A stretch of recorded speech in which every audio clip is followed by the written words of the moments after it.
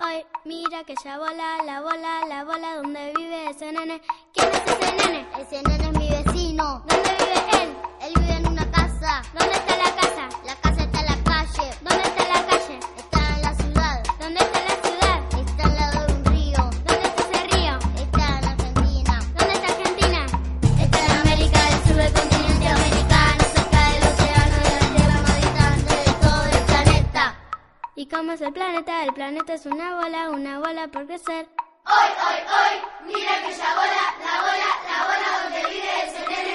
¿Quién es ese nene? Ese nene es mi vecino. ¿Dónde vive él? Él vive en esa casa. ¿Dónde está la casa? La casa está en la calle. ¿Dónde está la calle? Está en la ciudad. ¿Dónde está la ciudad? Está al lado de un río. ¿Dónde está ese río? Está en Argentina. ¿Dónde está Argentina?